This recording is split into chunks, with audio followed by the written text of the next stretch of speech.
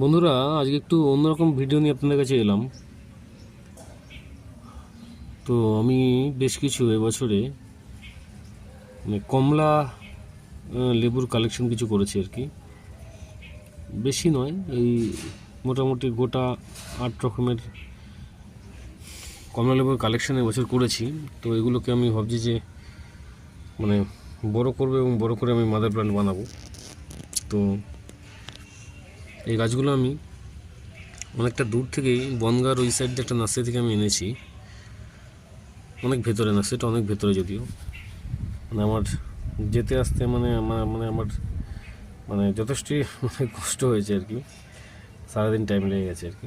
যাই হোক, তো এই 8 রকম কমলা লেবুর কালেকশান এবছর আমি করতে পেরেছি। তো